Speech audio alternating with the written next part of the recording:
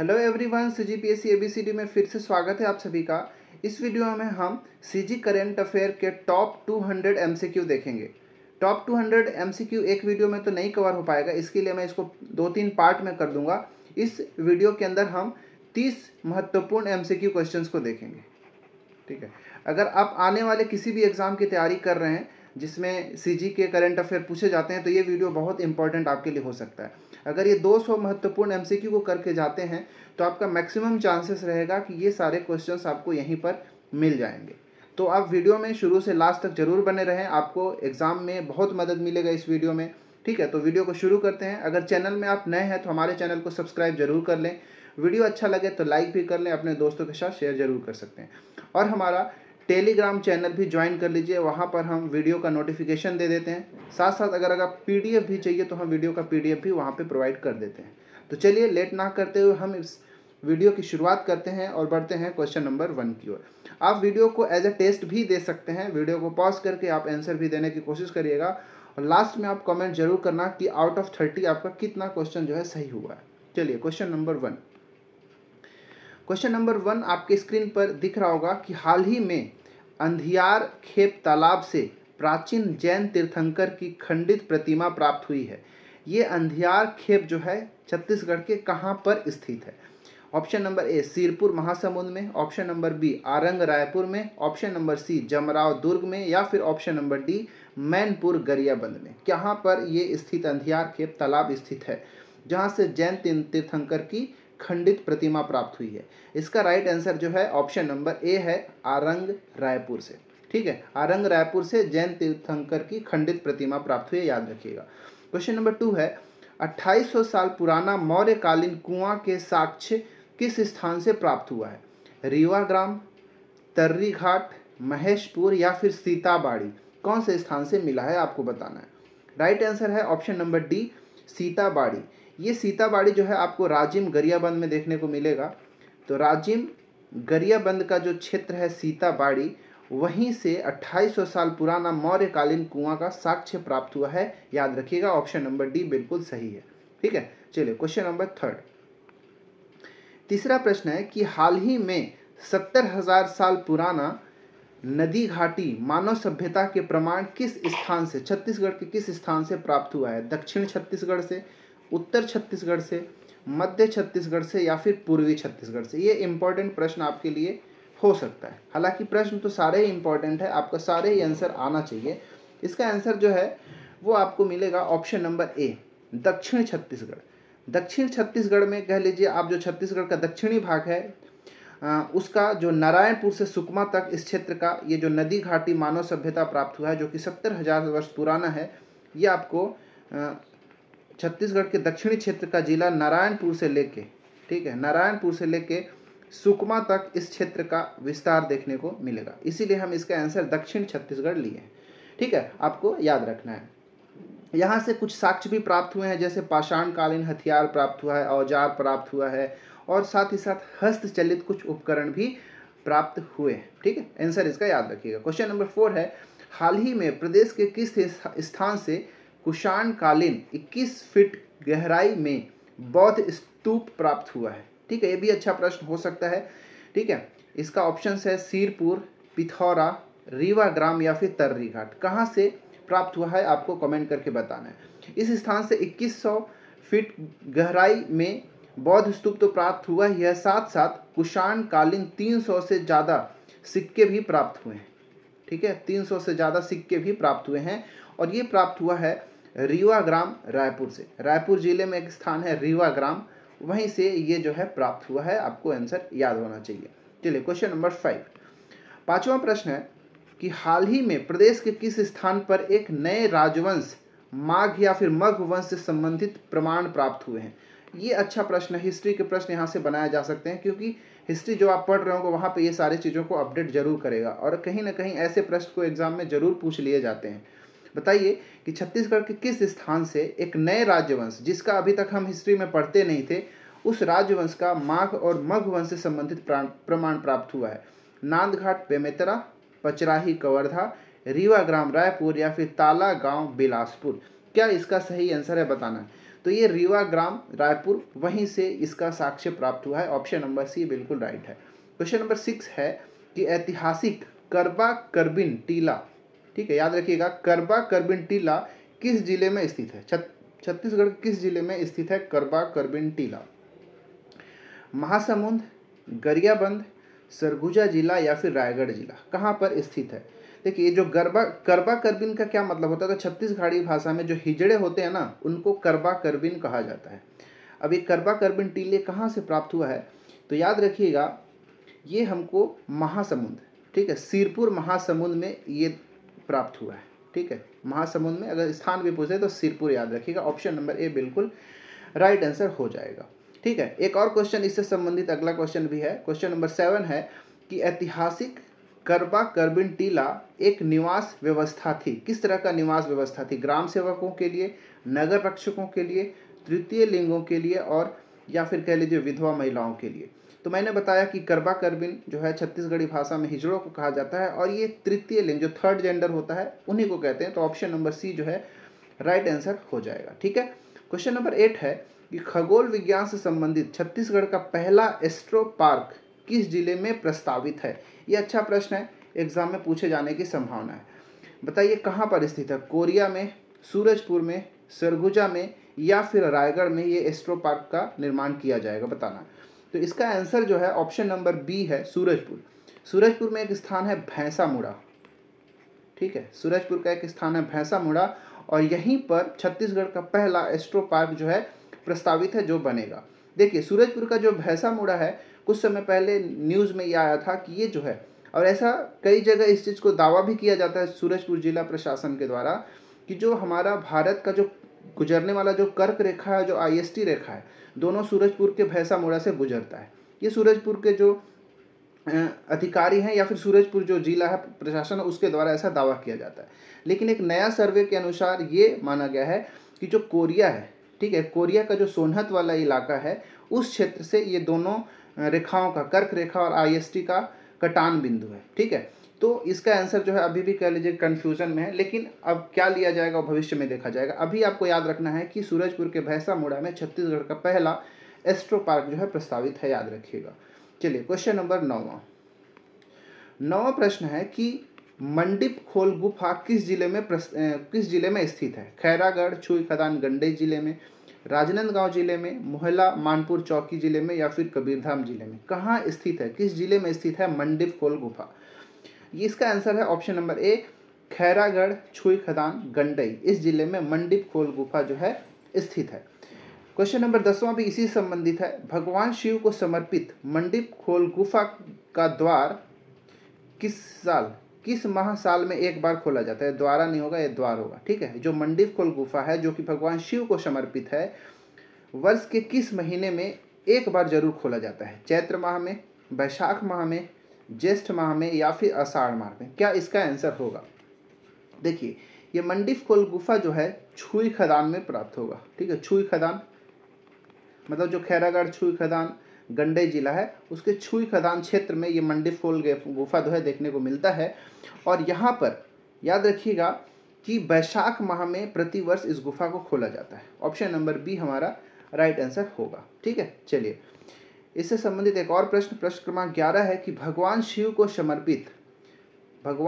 को समर्पित मंडिप खोल गुफा किस राज परिवार के कुल देवता हैं?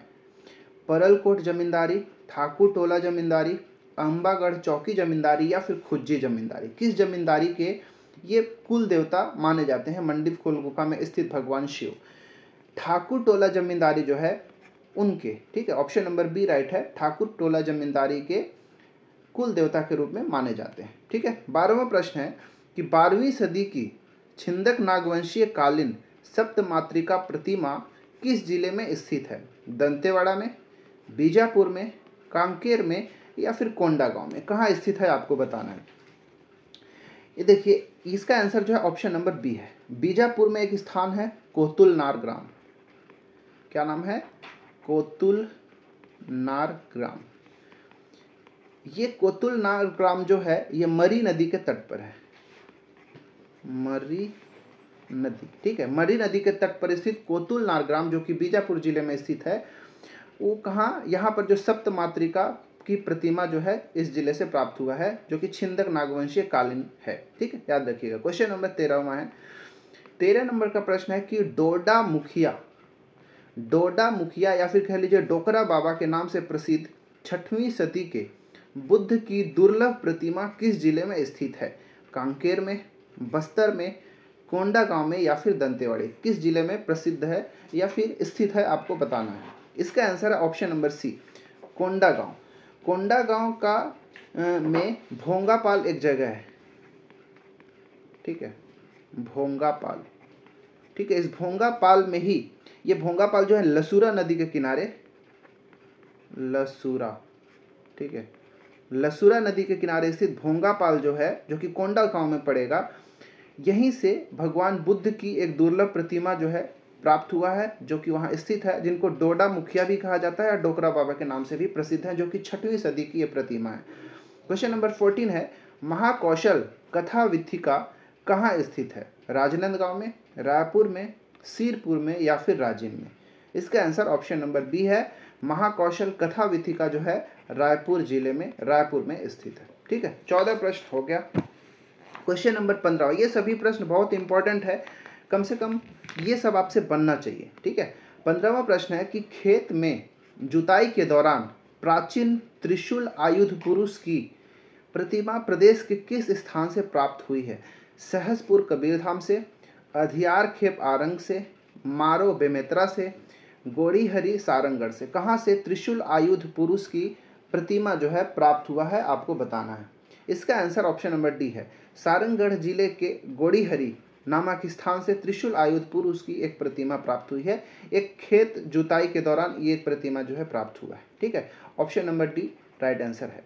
क्वेश्चन नंबर 16 है, हिंदू मुस्लिम समुदाय के लिए पूजनीय प्रसिद्ध चांग देवी माता मंदिर, ठीक है, ये चांग देवी माता मंदिर जो है किस जिले में स्थित है, आपको बताना है। सूरजपुर में, कोरिया जिले में, मनेंद्रगढ़ चिरमिरी भरतपुर जिले में या फिर सरगुजा जिले में? बताइए।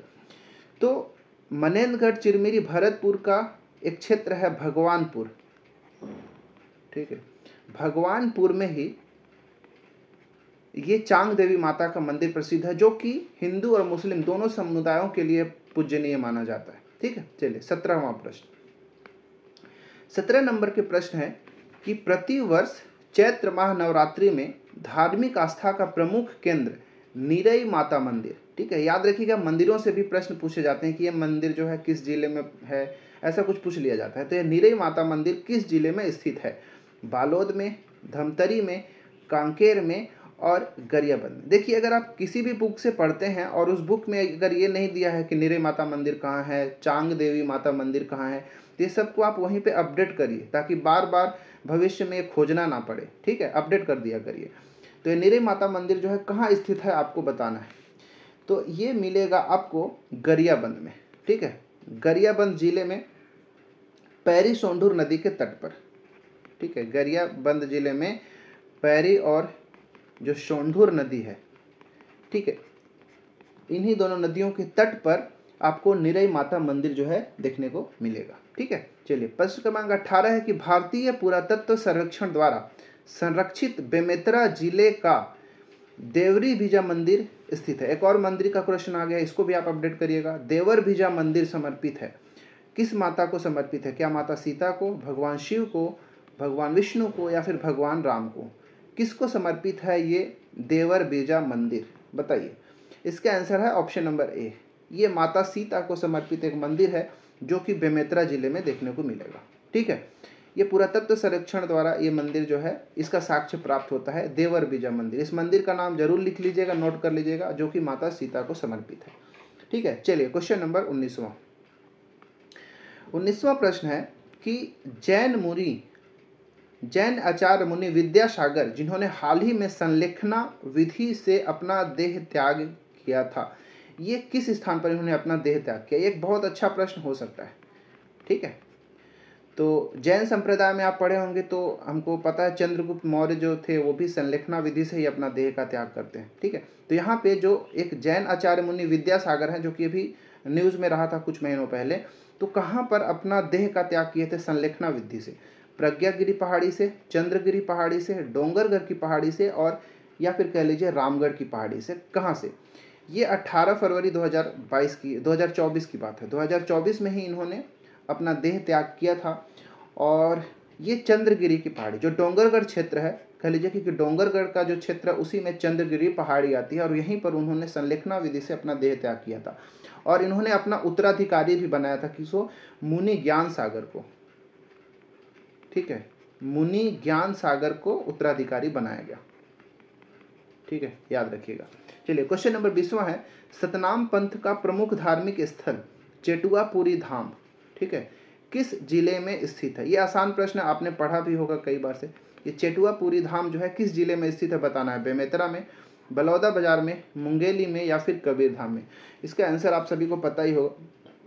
छत्तीसगढ़ का जो बेमेतरा जिला है, ठीक है, वहीं पर आपको एक चेटुआपुरी धाम देखने को मिलेगा। ऑप्शन नंबर ए जो है बिल्कुल राइट आंसर है, और ये सतनाम पंथ को समर्पित है। क्वेश्चन नंबर 21 है कि सतनाम पंथ का प्रमुख धार्मिक स्थल चेटुआपुरी धाम किस नदी के तट पर स्थित है? अब यहाँ पे नदी की बात पूछ लिया गया, इससे पहले पूछा था जिला। तो ये आपका कौन सा नदी के तट पर है? हाफ नदी, मनियारी नदी, शिवनाथ नदी, या फिर आमनेर नदी? किस नदी के संगम पर, या फिर किस नदी के तट पर ये चेटुआपुरी धाम स्थित है? ऑप्शन नंबर सी, शिवनाथ नदी।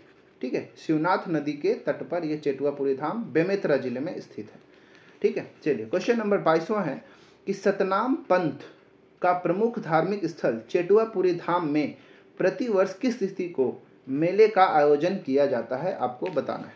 ठीक है, देखिए, आखिर ये चेटुआपुरी धाम इतना प्रसिद्ध क्यों है? तो प्रसिद्धि का प्रमुख कारण ये है कि जो हमारे गुरु घासीदास थे, ठीक है, जो गुरु घासीदास जी हैं, उनके पुत्र हुए कौन? बाबा अमरदास। ठीक है, बाबा अमरदास। और ये बाबा अमरदास की ही समाधि स्थल है यहाँ पे। ठीक है, और जो ये भी क्या है? सतनाम पंथ के ही हुए। तो सतनाम पंथ के जो बाबा अमरदास हैं, जो कि गुरु घासीदास जी के पुत्र हैं, उन्हीं का समाधि यहाँ पर स्थित है। ठीक है, और इन्हीं के कारण ये चेटुआपुरी धाम जो है बहुत प्रसिद्ध है। और यहाँ पर प्रत्येक माह के पौष माह जो है उसके पूर्णिमा को एक मेले का आयोजन किया जाता है। जो छेरछेरा पर्व आप जानते होंगे, छत्तीसगढ़ का एक प्रमुख पर्व है छेरछेरा पर्व। इसी तिथि को पौष पूर्णिमा के दिन एक मेले का आयोजन किया जाता है। और ये कहाँ है चेटुआपुरी धाम? तो मैंने अभी बताया कि शिवनाथ नदी के तट पर।